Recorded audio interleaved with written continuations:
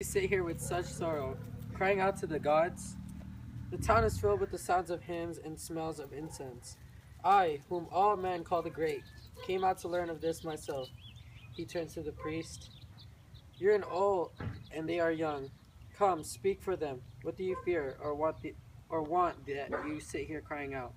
I'm willing to give all that you may need. Lord Oedipus, these innocent children and I, priest of Zeus, we come to pray at your altars. King, you have seen our city tossing like a wrecked ship in a storm. It can scarcely lift its prow out of the deeps of the bloody surf. It diseases upon the plants of the earth and on the cattle in our fields. A blight is in our women, that no children are born to them. Our city is emptied of its people, while Black Death reaps the harvest of our city. We have come to speak to you, O King. You came and saved our city and freed us from the monster Sphinx who enslaved us. This you did by your wisdom. Some God was by your side. Oedipus, the greatest in all men's eyes, we pray, find some strength again and rescue our city. Perhaps you'll hear a wise word whispered by some God or in any human way you know. Look up, gentlemen, now and then. Okay. I pity you, children. I know you are all sick, yet not one of you suffers as much as I. My heart grieves, and I have swept many tears due to this. I have thought of only one hope, one remedy. I sent Creon, my brother-in-law, to ask Apollo at his temple how I could save the city. He's gone far longer than he needed for the journey. But when he comes, then I shall do all the God commands. Please. Thank you for your kind words. Look, your servant's sign that Creon is coming now. His face is bright. O holy Lord Apollo, grant that his news will also be bright and will bring us comfort. Creon enters. Lord Creon, my good brother, what is the word you bring us from the god? Creon. By banishing Wait. by banishing a man or by taking blood. For it's a murder guilt that holds our city in a destructive storm.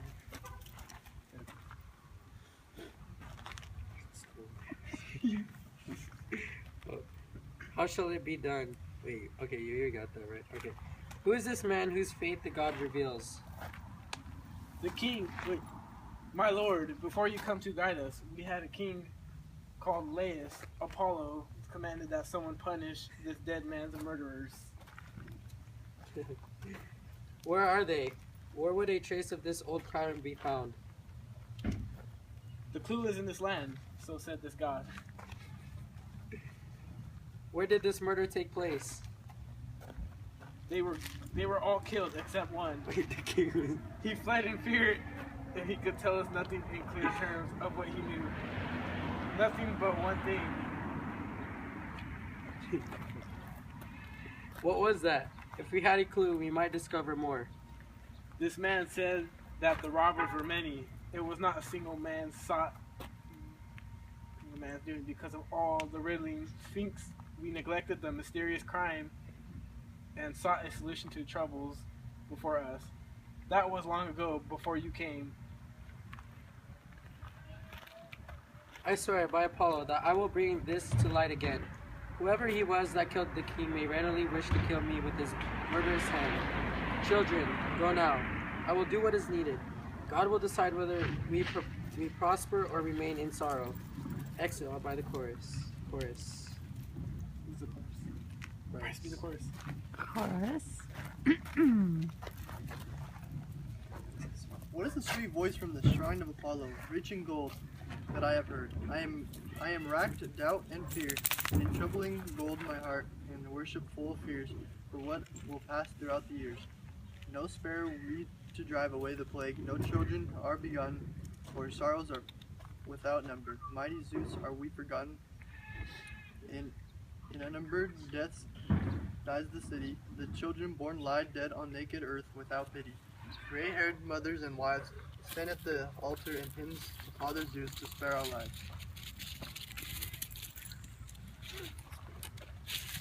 Oedipus. Original text. returns. Now I know where Hear you my get the words. sound from. Citizen of thieves, for in them you will find strength. I command that whoever among you knows the murder of Laius, tell everything. In telling there shall be no punishment, but the murderer shall be banished, to save our land. Or if you know the murderer, speak the truth, for I will pay and be grateful too. But if you keep silent, beware. I forbid any to welcome him or let him join in sacrifice or offerings to the gods, or give him water. I command all to drive him from your homes, since he is our pollution. I stand as a champion of the god and of the man who died. Upon the murderer I invoke this curse. May he live out his life in misery, to miserable doom. A good man is dead. Since I am now the holder of his office, and have his bed and wife that once was his, I will defend him as I would my own father. Those who do not obey me, may the gods grant no crops springing from the ground they plow their children to their women. May a fate like this, or one still worse, consume them.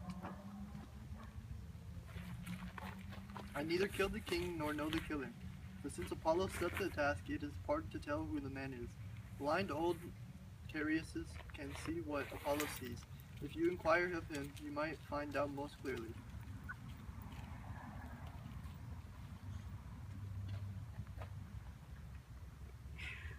Okay. Yes, I have already sent for the prophet. Look, here comes the godly prophet guided by your men. Tiresias enters, led by a little boy, Oedipus. Tiresias, you know much. Things teachable and things not to be spoken, things of the heavens and earth. You have no eyes, but in your mind you know what the plague holds our city. My lord, you alone can rescue us. We should learn the names of those who killed King Laius and killed them or expelled them from our country. Do not withhold from us the oracles from birds or any other way of prophecy within your skill. Save yourself and the city, and save me. End this pollution that lies on us because of this dead man. We are in your hands, Tiresias.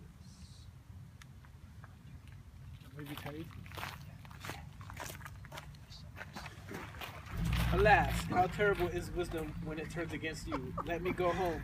It will be easiest for us both to go no further in this. You would rob us from our gift of prophecy. Do you have no care for law, nor love of your city, thieves who reared you? Yes. Alas, how terrible is wisdom when it turns against you. Let me go home. It will be easiest for us both to go no further in this.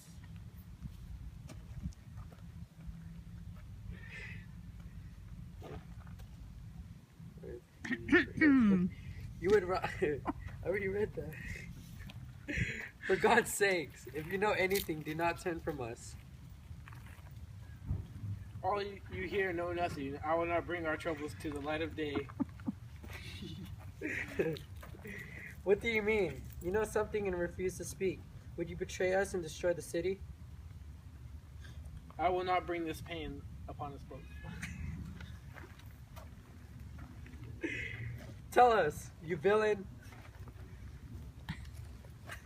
Of themselves, things will come, even if I breathe no word of them.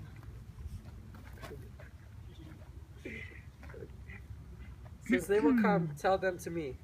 You're at 8 minutes and 39 I seconds. will say nothing further. Let your temper rage as wildly as you will. Indeed, I am angry. You must be a conspirator in the deed. If you had the eyes, I would have said that you alone murdered him. Yes, then I warn you faithfully to keep your word, and from this day forth to speak no word of greeting to these people nor me. You are the land's pollution. How shamelessly you taunt me. Do you think you will escape? You have made me speak against my will.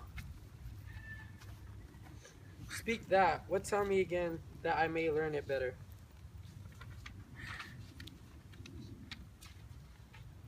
Did you not understand before? Would you provoke me into speaking? You are the murderer of the king. You shall not lie like this and stay unpunished. I say that with those you love best, you live in foulest shame, and do not see where are you wrong. Where you are wrong. Do you think you could talk like this and live to laugh at it hereafter? Oh dear Jocasta, as I hear this from you, I could go mad. What makes you speak like this? I thought I heard you say that Laius was killed at a crossroad. That was a story. Where is this place? In the country where the road splits, one road from Delphine, another to Dahlia. How long ago was this? It was just before you came to our city to rule us. What is it?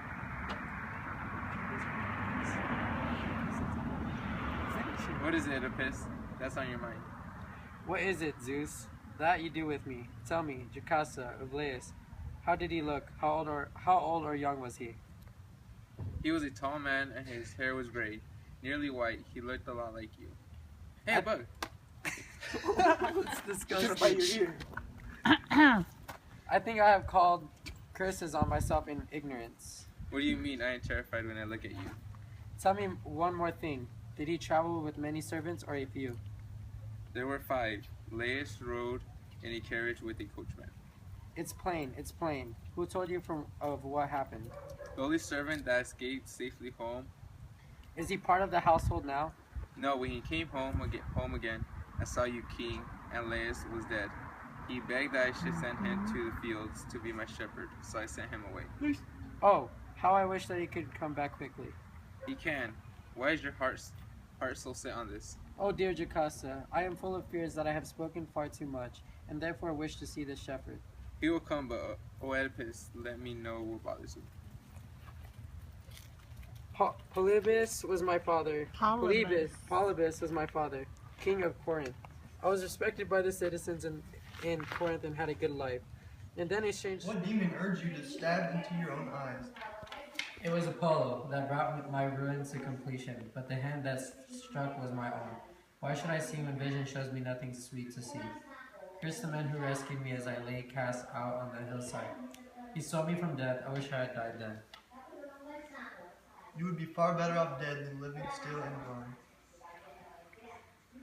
Do not tell me I am wrong. What I have done is best, so give me no more advice. My sufferings are all my own. Here come, Creon. Oedipus, I've come not to jeer at you nor taunt you with your past. Actions come inside.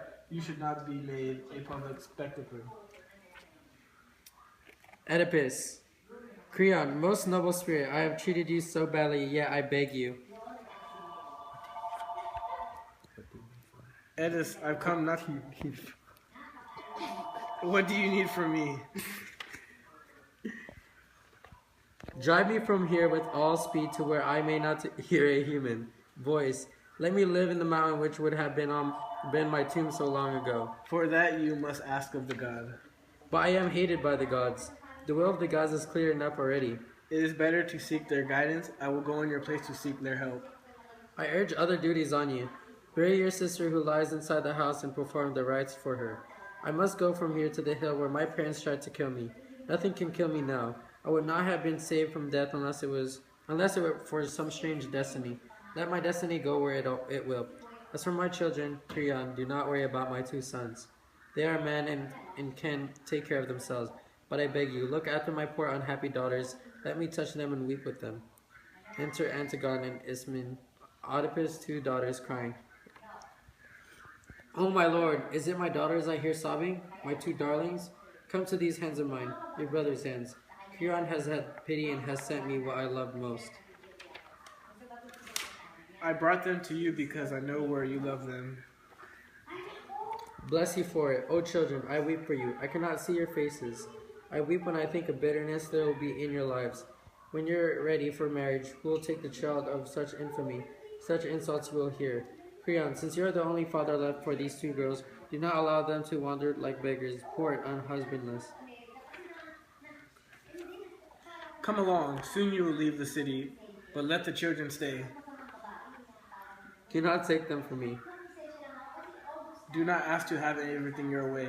Your time for giving orders has passed. Give it to Bryce. Behold Oedipus, he who know the famous riddle and rose to greatness. His good fortune was the envy of all. See him now, and see now the waves of disaster have swallowed him. Look upon the last day always. Count no mortal happy till he has passed the final limit of life without calamity.